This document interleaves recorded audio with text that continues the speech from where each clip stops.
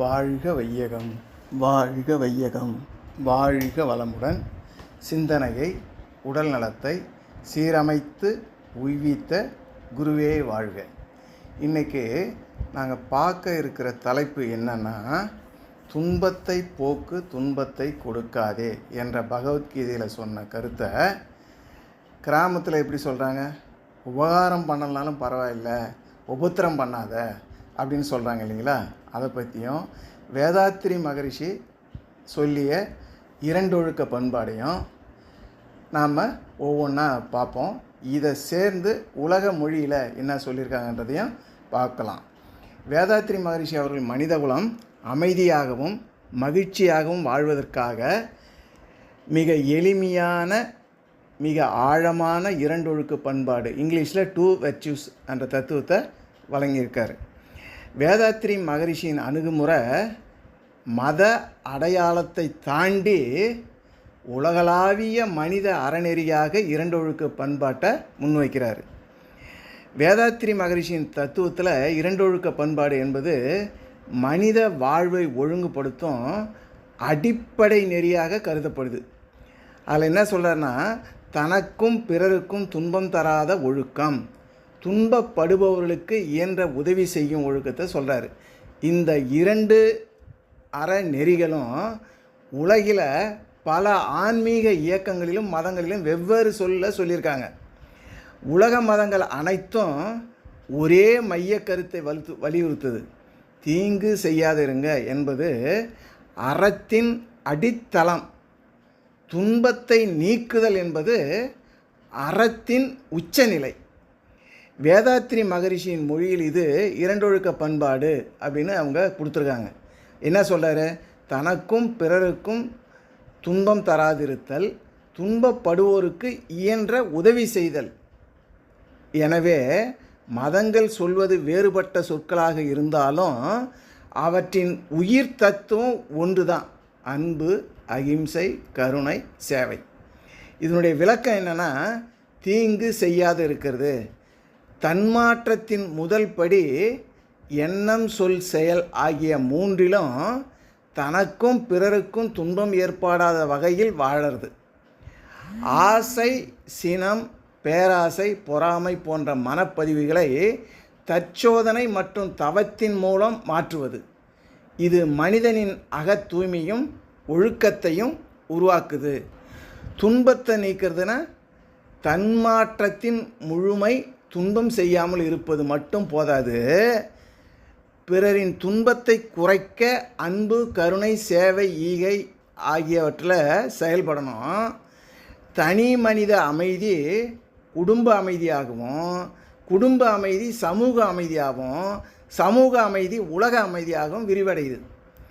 இதுவே தன்மாற்றம் சமூக மாற்றமாக மலர்வதை வெளிப்படுத்துது. தன்மாற்ற தத்துவத்தின் ஆழமான நோக்கம் வேதாத்திரி மகரிஷியின் பார்வையில் தீங்கு செய்யாதிருத்தல் என்பது மனத்தின் தூய்மை. துன்பத்தை நீக்குதல் என்பது அறிவின் முதிர்ச்சி. இந்த இரண்டும் இணையும் போது மனிதன் இறையுணர்வை நோக்கி பரிணாமிக்கிறான். தன்மாற்றத்தின் தத்துவத்தில் அறம் என்பது ஒரு ஒழுக்க விதி மட்டும் அல்ல, அது மனித அறிவு, தன்னல நிலையிலிருந்து பேரறிவு, கருணை, உலகநல உணர்வு ஆகியவற்றை நோக்கி பரிணமிக்கும் செயல்முறை. இதன் விளைவாக தனிமனித அமைதி, சமூக ஒற்றுமை, உலக அமைதி ஆகியவை இயல்பாக உருவாக்குது. அறம் என்பது ஒரு ஒழுக்க விதி மட்டுமல்ல, அது மனித அறிவு, தன் நிலையிலிருந்து பேரறிவை நோக்கி பரிணமிக்கும் வாழ்வியல் நெறியாம். அந்த பேரறிவில் மனிதன் இறைநிலையை உணர்ந்து அன்பும் கருணையும் நிறைந்த வாழ்வை வாழலாம். அத்தகைய தன்மாற்றமே தனி மனித அமைதியை உருவாக்கி சமூக ஒற்றுமையை வளர்த்து இறுதியில் உலக அமைதிக்கு வித்திடுது. தனக்கும் பிறருக்கும் துன்பம் தராத ஒழுக்கமும், துன்பம் படுவோருக்கு இயன்ற உதவி செய்யும் பண்பும் மனிதனின் எண்ணம், சொல், செயல் ஆகிய மூன்றையும் தூய்மைப்படுத்துது. தற்சோதனை, தவம், அகத்தாய்வு ஆகியவற்றின் மூலம் ஆசை, சினம், பேராசை, பொறாமை போன்ற மனப்பதிவுகள் மாற்றமடைந்து அன்பு, கருணை, பொறுமை, விட்டு கொடுத்தல், சகிப்புத்தன்மை ஆகிய உயர்ந்த பண்புகளை மலர்விக்குது. இந்த அகமாற்றமே தனி மனித மனிதன் அமைதியான குடும்பத்தை உருவாக்குறான். அமைதியான குடும்பங்கள் அமைதியான சமூகத்தை உருவாக்குது. அமைதியான சமூகங்கள் ஒன்றிணைந்த உலக அமைதிக்கு அடித்தளமாக அமையுது. வேதாத்திரி மகரிஷியின் தன்மாற்ற தத்துவத்தில் ஒழுக்கம் என்பது கட்டுப்பாடு அல்ல, மனித அறிவை தன் நிலையிலிருந்து இறைநிலை உணர்விற்கு உயர்த்தும் பரிணாம பாதை. அந்த பரிணாம பாதையில் மனிதன் அன்பு, கருணை, பொறுமை, விட்டு கொடுத்தல் ஆகிய உயர்ந்த பண்புகளை இயல்பாக வெளிப்படுத்துகிறான். அதன் இயல்பான விளைவே தனி மனித அமைதி. அந்த அமைதி குடும்பம், சமூகம், நாடு என விரிவடைந்து அதன் உச்ச நிலையாக உலக அமைதியாக மலருது. இந்த வடிவம் வேதாத்திரி மகரிஷியின் தன்மாற்ற தத்துவத்தின் மைய கருத்தான தனி மனித அமைதியே உலக அமைதியே ஆக்கான விதை. தனி மனித அமைதியே உலக அமைதிக்கான விதை என்ற தத்துவத்தை தெளிவாகவும் ஆழமாகவும் வெளிப்படுத்துது. தனி மனித அமைதியே உலக அமைதிக்கான விதை. இந்த ஒரு வாக்கியம் வேதாத்திரி மகரிஷியின் வாழ்வியல் தத்துவத்தின் மைய சிந்தனை. உலக அமைதி என்பது வெளியில் உருவாக்கப்பட வேண்டிய ஒன்று அல்ல, ஒவ்வொரு மனிதனின் அகத்தில் மலரும் அமைதியின் ஒட்டுமொத்த வெளிப்பாடாகும். மனிதன் தன் எண்ணம், சொல், செயல் ஆகியவற்றை ஒழுங்குபடுத்தி தனக்கும் பிறருக்கும் துன்பம் தராத வாழ்வை மேற்கொண்டு துன்பப்படுவோருக்கு இயன்ற உதவியும் செய்யும்போது அவனது அறிவு தன்னல நிலையிலிருந்து பேரறிவை நோக்கி பரிணமிக்கிறது. அந்த பரிணாமத்தின் விளைவாக அகத்தில் அமைதி மலர்கிறது. அகத்தில் மலரும் அமைதி அந்த குடும்பத்தில் நல்லிணக்கமும், சமூகத்தில் ஒற்றுமையும், உலகில் சகோதரத்துவமும் விரிவடையுது. தனி மனித அமைதி என்பது உலக அமைதிக்கான முதல் படி மட்டுமல்ல, அதன் விதையும் வேறும் நிலையான அடித்தளமாக அமையுது. என்னன்னு சொல்கிறாரு? நான் எனது வாழ்நாளில் யாருடைய உடலுக்கும் மனதுக்கும் துன்பம் தரமாட்டேன், துன்பப்படுவோம் உயிர்களுக்கு என்னால் முடிந்த உதவிகளை செய்வேன்னு சொல்கிறாங்க. வேதாத்திரி மகரிஷின் இரண்டொழுக்க பண்பாடு துன்பத்தை போக்கு, துன்பத்தை தராதே என்ற கருத்து. துன்பத்தை தராதே என்றது முதல் பண்பாடு. இது ஒரு தனி மனிதன் பிற உயிரினங்களுக்கு செய்யும் மிக சிறந்த ஒழுக்கம். நம்முடைய எண்ணம், சொல், செயல் ஆகிய மூன்றையும் யாருக்கும், அது மனிதனாக இருந்தாலும் விலங்காக இருந்தாலும், எந்தவித துன்பத்தையும் தராமல் வாழ்வது முதல் படி. நாம் பிறருக்கு துன்பம் தராமல் இருந்தாலே உலகம் பாதியளவு பிரச்சனையே குறைஞ்சிடும் என்றது வேதாத்திரி மகரிஷியின் கருத்து. துன்பத்தை போக்கு அப்படின்றது முதல் பண்பாடு, தீமை செய்யாது இருக்கிறது. இரண்டாவது பண்பாடு நன்மை செய்தல். நம்மை சுற்றி யாராவது துன்பப்பட்டு கொண்டிருந்தால் அதை வேடிக்கை பார்க்காமல் நம்மால் முடிந்த அளவு பொருளுதவி, உடல் உழைப்பு அல்லது ஆறுதலான வார்த்தைகள் மூலம் அவர்களின் துன்பத்தை துடைக்கணும். வேதாத்திரி மகரிஷி அவர்கள் பிறருக்கு துன்பம் தராமல் வாழ்வது அகிம்சை, பிறரின் துன்பத்தை போக்க முயல்வது கருணை என்றார். இந்த இரண்டு பண்பாடுகளையும் ஒவ்வொரு மனிதனும் தன் வாழ்வில் கடைபிடித்தால் உலகத்தில் அமைதியும் பேராற்றலும் தானாகவே மலரும் என்பது அவரது உன்னத நோக்கம். அகிம்சைனா என்னென்னா, நாம் தீய குணங்களை அழிப்பது. அகிம்சை என்பது துன்பம் கொடுக்காமல் இருக்கிறது, நம்மக்கிட்ட இருக்க தீய குணங்களை அழிக்கிறது. அகிம்சை என்பது நம் தீய குணங்களை அழிப்பது. அகிம்சை என்பது நமக்கு நாமே அமைத்து கொள்ளும் ஒரு பாதுகாப்பு வேலி. அது நம்மிடம் இருந்து பிறருக்கு தீமை பரவாமல் தடுக்குது. இது நமக்குள்ளே செய்யும் தூய்மை பணி. பேராசை, சினம், கடும்பற்று, முறையற்ற பால் கவர்ச்சி, உயர்வு தாழ்வு மனப்பான்மை, வஞ்சியம் ஆகிய 6 தீய குணங்களை பிறருக்கு துன்பம் தராத நிலையை அடைய வைக்குது. இது மனதை தூய்மைப்படுத்தும் செயல். இது ஒரு தற்காப்பு நிலைமை. அதாவது நான் யாருக்கும் தீமை செய்ய மாட்டேன் என்று நம்மை நாமே கட்டுப்படுத்தி கொள்வது இது ஒழுக்கத்தின் முதல் படி. இது ஒரு செயல்பாட்டு நிலைமை. நான் யாருக்கும் கெடுதல் செய்யவில்லை, ஆனால் என் கடமை முடிந்தது என்று ஒதுங்கிவிடாமல் களத்தில் இறங்கி அடுத்தவர் துயர் துடைப்பது இது ஒழுக்கத்தின் உச்சக்கட்ட நிலை. கருணை, துன்பம் போக்குறது, நம்மிடம் உள்ள நற்பண்புகளை வளர்க்கிறது.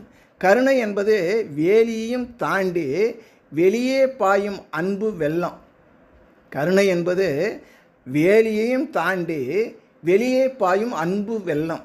அது பிறருடைய வாழ்வை ஒளிர செய்கிறது. இது தூய்மையான மனதில் இருந்து வெளிப்படும் அன்பு, ஈகை, சகிப்புத்தன்மை, விட்டு கொடுத்தல், பிறர் நலம் பேணுதல் போன்ற தெய்வீக பண்புகளை நமக்குள்ளே வளர்த்து கொண்டு அது செயலாக மாற்றுவது. இது மனிதனை புனிதனாக்கும் செயல். சுருக்கமாக சொன்னோம்னா, அகிம்சை மூலம் நம் மனதில் உள்ள எதிர்மறை எண்ணங்களை அழிக்கிறோம். கருணை மூலம் நேர்மறை ஆற்றலை உலகம் முழுவதும் பரப்புகிறோம். கருணை என்பது நம்மிடம் உள்ள நற்பண்புகளை வளர்ப்பது. இவை இரண்டும் இணையும் போது தான் ஒரு மனிதனின் வாழ்க்கை முழுமையாகுது.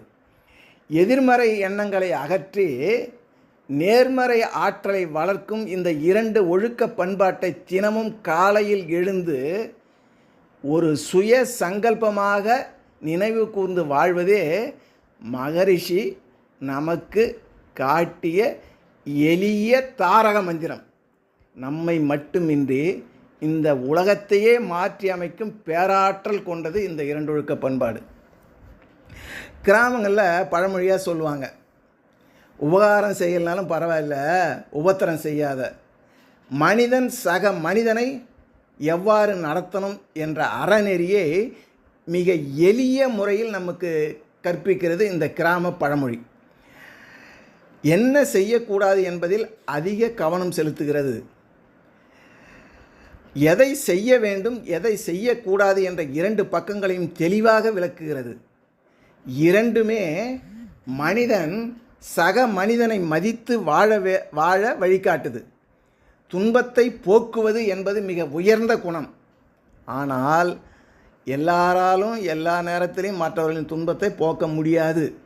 அத்தகைய சூழ்நிலையில் நான் யாருடைய துன்பத்தையும் போக்க தேவையில்லை, ஆனால் யாரையும் துன்பத்தை கொடுக்காமல் வாழ்வேன் என்று நினைப்பதே ஒரு சிறந்த மனித பண்பு. உயரிய அறநெறியுடன் மிக நெருக்கமாக ஒத்துப்போகிறது. இந்த பழமொழி மனித வாழ்வின் குறைந்தபட்ச அறநெறியும் உயர்ந்த மனித நேயத்தையும் ஒரே நேரத்தில் வெளிப்படுத்துது. உபகாரம் பண்ணவில்லை என்றாலும் உபத்திரம் தராதே என்பது உன்னால் நன்மை செய்ய முடியாவிட்டாலும் தீமை மட்டும் செய்யாதே என்ற வாழ்க்கை நெறியை வலியுறுத்துது. இது ஒழுக்கத்தின் முதல் படி. அடுத்த பரிணாம நிலையே துன்பத்தை கொடுக்காதே, துன்பத்தை போக்கு. இதில் இரண்டு அடுக்குகள் உள்ளது.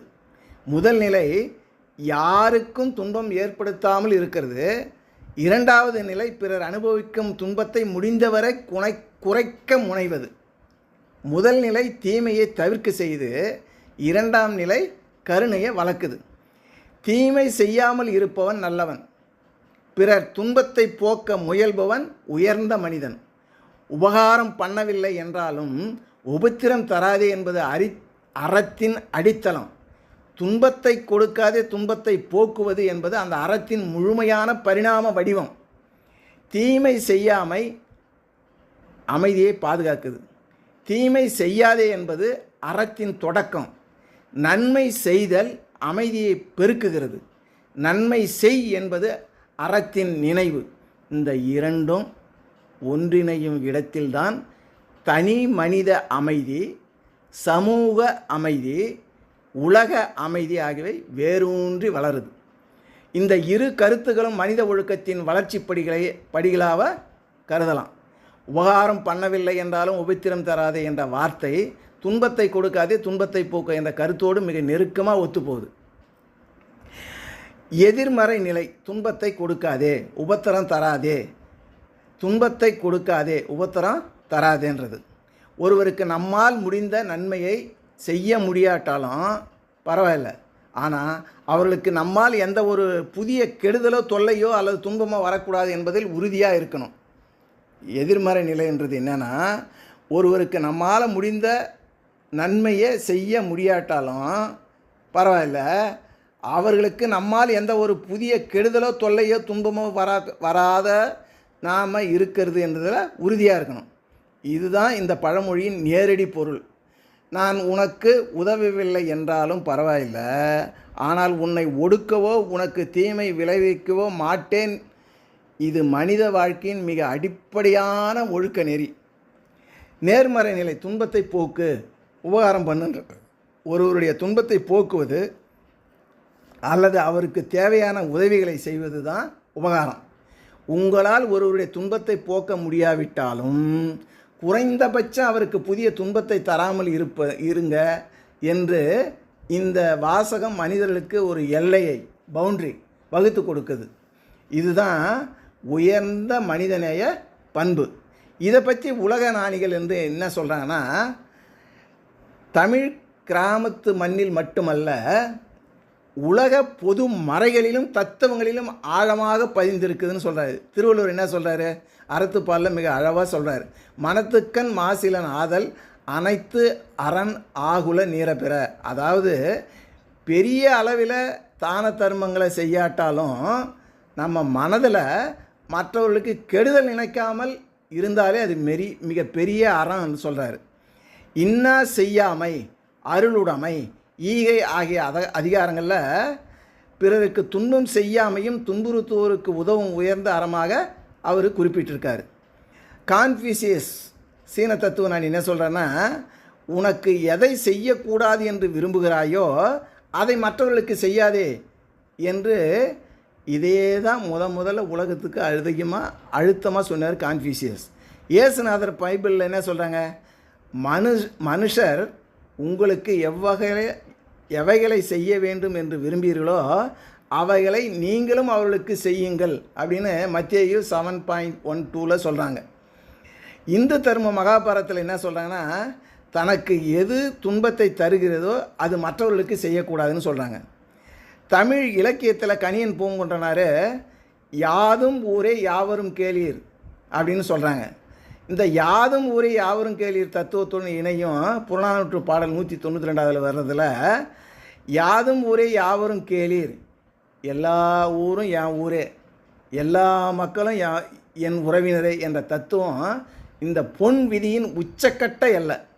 இது எவ்வாறு இணையுதுன்னா, எல்லைகளற்ற உறவு முறை அயலானுக்கு அல்லது பிறருக்கு தீங்கு செய்யாதுன்னு சொல்லுது.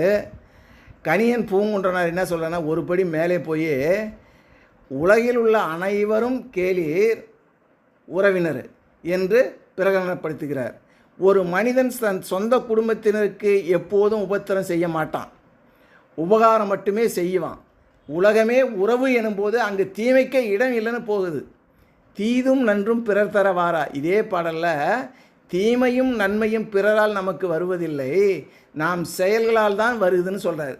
நாம் பிறருக்கு உபகாரம் செய்தால் நன்மை விளையும், உபத்திரம் செஞ்சிங்கன்னா தீமை விளையும் என்ற கர்ம வினை கோட்பாட்டையும் உணர்த்துறார். பெரியோரை வியத்தலும் இளமே, சிறியோரை இகழ்தலும் அதலினும் இளமே, உயர்ந்தவர்களை பார்த்து பொறாமைப்படலும் எளியவர்களை இகழாமல் சமமாக நடத்துவதே வாழ்வியல் நெறின்னு சொல்லிட்டு கணியன் பூங்குன்றனார் சொல்கிறார். உபகாரம் பண்ணவில்லை என்றாலும் உபத்திரம் தராதே, மற்றும் பிறர் உனக்கு என்ன செய்ய வேண்டும் என்று விரும்புகிறாயோ அதையே நீயும் பிறருக்கு செய். பிறர் உனக்கு எதை செய்யக்கூடாது என்று நினைக்கிறாயோ அதையும் நீ பிறருக்கு செய்யாதே அப்படின்னு சொல்லிட்டு உலக மொழியில் இருக்குது. கிராம வாழ்வியலில் கூறப்படும் உபகாரம் பண்ணவில்லை என்றாலும் உபத்திரம் தராதே என்ற பழமொழி மனித உறவுகளில் குறைந்தபட்ச அறநெறியை வலியுறுத்துது. அதாவது உன்னால் பிறருக்கு நன்மை செய்ய முடியாவிட்டாலும் அவர்களுக்கு எந்த தீங்கும் செய்யாதே என்பதே அதன் மைய கருத்து. அதே நேரத்தில் பிறர் உனக்கு என்ன செய்ய வேண்டும் என்று விரும்புகிறாயோ அதையே நீ பிறருக்கு செய். பிறர் உனக்கு என்ன செய்யக்கூடாது என்று நினைக்கிறாயோ அதையே நீ பிறருக்கு செய்யாதே என்ற அறவுரை தீமை செய்யாமையை தாண்டி பிறருக்கு நன்மை செய்யும் செயற்பாட்டை வலியுறுத்துது. தீமை செய்யாதே என்ற ஒழுக்கத்தின் அடித்தளத்தை சுட்டி காட்டுகிறது. இரண்டாவது அறவை தீமை செய்யாதே நன்மையை செய் என்ற முழுமையான அறவாழ்வை எடுத்துரைக்கிறது. இரண்டின் அடிப்படை தத்துவமும் கிராம பழமொழியும் உலக பழமொழியும் ஒன்றா தான் சொல்லுது. பிறரை தன்னை போல கருதி நடப்பது வேறுபாடு என்னென்னா, ஒன்று தீமையை தவிர்ப்பது, மற்றொன்று அதனுடன் கருணை, அன்பு, உதவி ஆகியவற்றை செயலாக இணைக்குது. உபகாரம் பண்ணவில்லை என்றாலும் உபத்திரம் தராதே என்பது அறத்தின் அடிக்கல். நீ விரும்பும் நன்மையை பிறருக்கும் செய், நீ வெறுக்கும் தீமையை பிறருக்கு செய்யாதே என்பது அந்த அறத்தின் முழுமையான உயர்ந்த பரிணாம வடிவமாகும். இந்த இரு கருத்துகளும் இணைந்து சொல்லும் வாழ்க்கை நெறி தீமை செய்யாதிருப்பது மனிதனின் கடமை, நன்மை செய்வது மனிதனின் மகத்துவம்னு சொல்லுது. துன்பத்தை கொடுக்காதே, துன்பத்தை போக்கு. Two not harm, alleviate suffering அப்படின்னு ஆங்கிலத்தில் சொல்லுவாங்க. இந்த உன்னதமான மனிதநேய கருத்து உலகெங்கிலும் உள்ள பல்வேறு மதங்களில், ஆன்மீக கோட்பாடுகளிலும் மிக முக்கிய தூணாக கருதப்படுகிறது. இது பெரும்பாலும் ஆன்மீக உலகில் பொன் விதி, த கோல்டன் ரூல் மற்றும் கருணை, கம்பேஷன் என்ற பெயர்களில் நடைபெறுத்தப்படுகிறது. பல்வேறு மதங்களில் இக்கருத்து போதிக்கப்பட்டுள்ளது.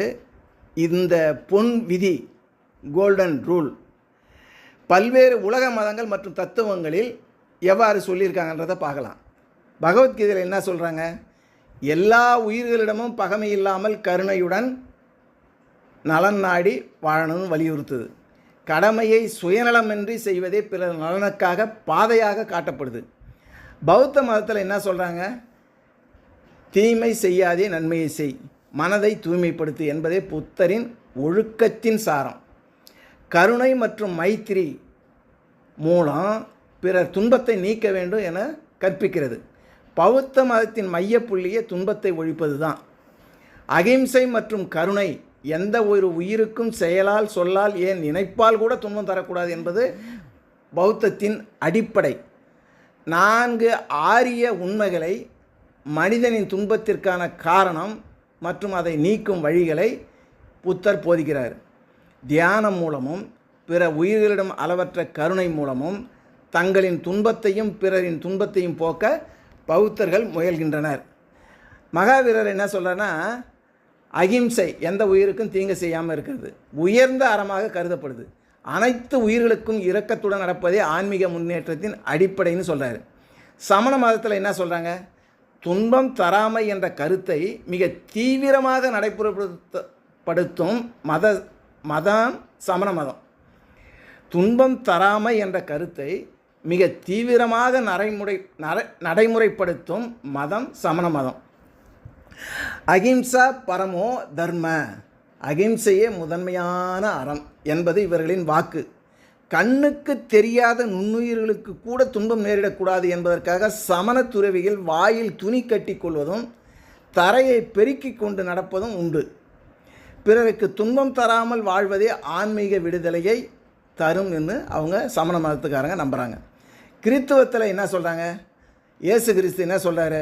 உன்னை போல அயலானையும் நேசி, உன்னை போல அயலானையும் நேசி என்ற போதனை மூலம் பிறரின் துன்பத்தை பகிர்ந்து அன்புடனும் சேவையுடனும் வாழ வேண்டும் என்று சொல்கிறார். இரக்கம், மன்னிப்பு, ஏழைகளுக்கும் துன்பப்படுபவர்களுக்கும் உதவுதல் இறைவனுக்கு பிரியமான செயல்னு சொல்கிறார். இயேசு கிறிஸ்துவின் போதனைகள் முழுக்க அன்பையும் பிறர் துன்பத்தை போக்கலையும் அடிப்படையாக கொண்டவை. உன்னிடத்தில் நீ அன்பு கூறுவது போல பிறரினிடத்திலும் அன்பு கூறுவாயாக என்ற கட்டளை பிறருக்கும் துன்பம் தராமல் இருக்க வழிகாட்டுகிறது. நல்ல சமாரியன் உவமை மூலம் வழியில் துன்பப்பட்டு கிடக்கும் ஒருவருக்கு சாதி மத எல்லைகளை தாண்டி உதவுவதே உண்மையான ஆன்மீகம் என்று கிறிஸ்தவம் கற்பிக்கிறது. இன்று உலகம் முழுவதும் உள்ள கிறிஸ்துவ மிஷினரிகள் நடத்தும் மருத்துவமனைகளும் ஆதரவற்றோர் இல்லங்களும் பிறர் துன்பம் போக்கும் நடைமுறைகள் இதுக்கு உதாரணம். இஸ்லாம் மதத்தில் என்ன சொல்கிறாங்க? நபிகள் நாயகம் பிறருக்கு நன்மை செய்யும் மனிதனே சிறந்தவன், அநீதி செய்யாமையும் ஏழைகளுக்கு உதவுவதும் கருணையுடன் வாழ்வதும் முக்கிய கடமையாக வலியுறுத்துகிறாங்க. குர்ஆனில் நீதி, கருணை, தர்மம், உதவி ஆகியவை இறைவனின் வழியில் நடப்பதற்கான முக்கிய பண்பாக சொல்கிறாங்க.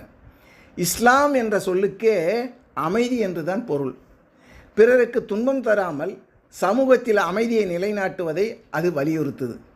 எவனுடைய நாவிலிருந்தும் கையிலிருந்தும் பிற மனிதர்கள் பாதுகாப்பு பெறுகிறார்களோ அவனே உண்மையான முஸ்லீம் என்று நபிகள் நாயகம் சொல்கிறாங்க.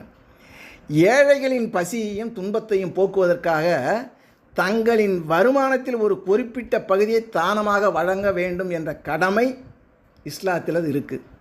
இது பிறரின் பொருளாதார துன்பத்தை போக்கும் ஒரு சிறந்த நடைமுறை வடிவம். சீக்கிய மதத்தில் என்ன சொல்கிறாங்கன்னா, பிறருக்கு சேவை செய்வதையே இறை வழிபாடாக கருதுகிறாங்க. தங்களின் உழைப்பில் வந்ததை பிறரோடு பகிர்ந்து உண்ண வேண்டும் என்பது விதி.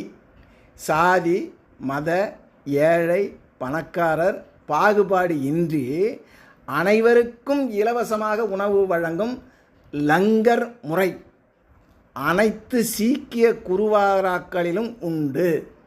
பசி என்ற துன்பத்தை போக்குவதே இதன் முக்கிய நோக்கம். பிரதிபலன் பாராமல் பிறருக்கு சேவை செய்வதை சீக்கியர்கள் தங்களின் ஆன்மீக கடமையாக செய்கிறாங்க. தாவோயிசம் என்ற சீன ஆன்மீகத்தில் என்ன சொல்கிறாங்கன்னா, சீனாவின் பாரம்பரிய ஆன்மீக முறையான தாவோயிசம் இயற்கையோடு இயைந்து வாழ்தலை வலியுறுத்துது. தாவோயிசத்தின் 3 முக்கிய கொள்கைகளில் முதன்மையானது கருணை. பிரபஞ்சத்தின் விதிகளுக்கு கட்டுப்பட்டு எந்த ஒரு சக்தியையும் வற்புறுத்தாமல் பிற உயிர்களுக்கு அச்சுறுத்தலாக இல்லாமல் அமைதியாக வாழ்வது தான் சீனாவின் பாரம்பரிய ஆன்மீக முறை. வள்ளலார் என்ன சொல்கிறாரு? வாடிய பயிரை கண்ட போதெல்லாம் வாடினேன் அப்படின்றாரு. எல்லா மதங்களின் ஆன்மீகத்தின் அடிநாதம் ஒன்றுதான். தான் இன்புற கருதுவது போல பிற உயிர்களும் இன்புற்று வாழ வேண்டும். உலக தத்துவங்கள் நீயும் பிறரும் ஒன்று, தீமை செய்யாதே என்கிறது. தமிழ் இலக்கியமோ உலகமே உன்னுடையது, உலகத்தாரே உன் உறவினர்கள், எனவே அன்போடு வாழ் என்று பேரன்பை மிக உயர்வாக பேசுது. பிறர் உனக்கு எதை செய்ய வேண்டும் என்று விரும்புகிறாயோ அதையே நீயும் பிறருக்கு செய். பிறர் உனக்கு எதை செய்யக்கூடாது என்று நினைக்கிறாயோ அதை நீயும் பிறருக்கு செய்யாதே. இதை மேலை நாட்டு தத்துவங்களின் கோல்டன் ரூல்னு சொல்கிறாங்க, பொன் விதின்னு. உபகாரம் பண்ணவில்லை என்றாலும் உபத்திரம் தராதே என்ற கிராமத்து பழமொழியும் இந்த உலகளாவிய பொன் விதியும் ஒரு நாணயத்தின் 2 பக்கங்கள் போன்றது. இவை இரண்டும் வெவ்வேறு மொழிகளில் வெவ்வேறு காலகட்டங்களில் கூறப்பட்டாலும் ஒரே உண்மையான மனிதநேய அறநெறியைத்தான் போதிக்குது. வெளிப்படையாக பார்க்கும்போது இது ஒரு எளிய சமூக ஒழுக்க நெறி, மாரல் கோட் போல தோன்றினாலும் இது பின்னால் ஆழமான ஆன்மீக உளவியல் மற்றும் தத்துவார்த்த விளக்கங்கள் உள்ளது. மனித உறவுகளையும் சமூக ஒழுக்கத்தையும் சீராக வைத்திருக்க உதவும் மிக உபரிய தத்துவம் இது. இந்த அறவுரை மனித ஒழுக்கத்தின் அடிப்படை விதி மட்டுமல்ல, மனித அறிவு தன்னை தாண்டி பிறரையும் தன்னுடன் சமமாக உணரும் பரிணாம நிலை. மனிதன் தன்னை மட்டும் மையமாக கொண்டு வாழும்போது ஆசை, போட்டி, வேறுபாடு, துன்பம் ஆகியவை உருவாக்குது. ஆனால் நான் விரும்புவது போலவே பிறரும் விரும்புகிறார்கள், நான் வெறுப்பது போலவே பிறரும் வெறுக்கிறார்கள் என்ற உணர்வு எழும்போது தனி மனித அறிவு பேரறிவை நோக்கி விரிவடையுது. இதுவே அறத்தின் தொடக்கமும் மனித நேயத்தின் உச்சமும் ஆகும். இந்த கோட்பாடு செயல் விளைவு நியதியின் நடைமுறை வெளிப்பாடு. நாம் பிறருக்கு அளிக்கும் அன்பு, மரியாதை, கருணை, உதவி ஆகியவை சமூகத்தில் நன்மை அலைகளாக உருவாக்கி இறுதியில் நம்மிடமே திரும்பி வருகிறது. அதுபோல நாம் பிறருக்கு ஏற்படுத்தும் துன்பம், அவமதிப்பு, அநீதி ஆகியவை ஏதோ ஒரு வடிவில் நம்மை வந்து அடையுது. வேதாத்திரி மகரிஷியின் வாழ்வியல் நோக்கில் இந்த அறநெறி ஒழுக்கத்தின் இதயம். பிறரை தன்னை போல உணர்ந்து செயல்படுவது மன தூய்மையை வளர்க்கிறது. மன தூய்மை அக அமைதியை உருவாக்குது. அக அமைதி குடும்ப அமைதியாக, சமூக அமைதியாக, இறுதியில் உலக அமைதியாக மலருது. எனவே இந்த அற உரை ஒரு சாதாரண ஒழுக்க விதி அல்ல, தனி மனித அமைதியே உலக அமைதிக்கான விதை என்ற மாபெரும் தத்துவத்தின் நடைமுறை வாழ்க்கை நெறி. தன்னையும் பிறரையும் வேறுபாடின்றி காணும் அறிவே இறை அறிவின் முதல் ஒளி கதிர். அந்த ஒளியில் வாழ்வதே உண்மையான அறவாழ்வு. இந்த ஆழமான தத்துவார்த்த விளக்கம் பெரும்பாலான ஆன்மீக மரபுகளில், முக்கியமாக அத்வைதம், பௌத்தம் மற்றும் உபநிடத்தில் பிரபஞ்சத்தில் உள்ள அனைத்து உயிர்களும் ஒன்றோடு ஒன்று பிணைக்கப்பட்டவை என்று கூறுது. நான் வேறு நீ வேறு என்ற எண்ணம் இருக்கும் வரைதான் நம்மால் அடுத்தவருக்கு துன்பம் தர முடியும். ஆனால் உன்னில் இருப்பவன்தான் என்னிலும் இருக்கிறான் என்ற பிரபஞ்ச ஒருமையை, யூனிவர்சல் ஒன்னஸ் உணரும்போது பிறருக்கு செய்யும் தீமை நமக்கு செய்து கொள்வதாக மாறிவிடுது. பிறரை உன்னை போல நேசிப்பது என்பது ஏதோ ஒரு கடமை அல்ல, அதுதான் பிரபஞ்சத்தின் உண்மை நிலை, ரியாலிட்டி. பிறருக்கு நன்மை செய்யும் போது நீங்கள் பிரபஞ்சத்தின் சமநிலை, ஹார்மனியை அதிகரிக்கிறீங்க. இந்த தத்துவம் உங்களை உலகத்தின் கண்ணாடியாக மாற்றுது. நீங்கள் கண்ணாடியின் முன்னால் நின்று சிரித்தால் கண்ணாடி சிரிக்கும், முறைத்தால் முறைக்கும். இந்த உலகம் ஒரு கண்ணாடி தான். நீங்கள் எதை செய்கிறீர்களோ அதுவே உங்களுக்கு திரும்ப கிடைக்கும் என்பதை உணர்த்துவதே இந்த தத்துவார்த்த சாராம்சம். தற்சார்பு மற்றும் பிறசார்பு. நாம் ஒரு செயலை செய்வதற்கு முன் இது எனக்கு நடந்தால் நான் எப்படி உணர்வேன் என்று நம்மையே கேள்வி கேட்க வைக்கிறது. நமது சொந்த விருப்பங்களையும் வெறுப்புகளையும் அடிப்படையாக கொண்டே பிறரை நாம் நடத்த வேண்டும் என்பது இது வலியுறுத்துகிறது. நேர்மறை அணுகுமுறை, த பாசிட்டிவ் டைமென்ஷன். அன்பை விளைத்தல், நேர்மறை ஒற்றுமை, உபகாரம் பண்ணு, செய்ய வேண்டும் என விரும்புவதை செய். நேர்மறை நிலை, நன்மை செய். கிராமத்து மொழியில் சொல்கிறாங்க இல்லைங்களா, இயலும்போது உபகாரம் பண்ணு, பிறர் உனக்கு எதை செய்ய வேண்டும் விரும்புகிறாரே அதையே நீ பிறருக்கு செய். நீங்கள் கஷ்டப்படும் போது மற்றவர்கள் உங்களுக்கு உதவ வேண்டும், அன்பாக நடத்த வேண்டும் என்று எதிர்பார்க்கிறீர்கள். அந்த எதிர்பார்ப்பை மனதில் வைத்து உங்களால் முடிந்த உதவியை மற்றவர்களுக்கு செய்யணும். நமக்கு ஒரு கஷ்டம் வரும்போது பிறர் நமக்கு உதவ வேண்டும் என எதிர்பார்க்குறோம். அந்த எதிர்பார்ப்பு நியாயமானதாக இருக்க வேண்டும் என்றால் பிறருக்கு தேவைப்படும் போது நம்மால் முடிந்த உபகாரத்தை நாமும் செய்யணும். உங்களுக்கு பிறர் மதிப்பும் மரியாதையும் உதவிகளையும் செய்ய வேண்டும்னு நினச்சிங்கன்னா அதை முதல்ல நீங்கள் பிறருக்கு கொடுக்க தொடங்கும். பிறர் உனக்கு செய்ய வேண்டியதை நீ பிறருக்கு செய். இது வெறும் தீமை செய்யாமல் இருப்பதுடன் நின்று விடாமல் ஒரு படி மேலே சென்று தீவிரமாக நன்மை செய்வதை குறிக்கிறது.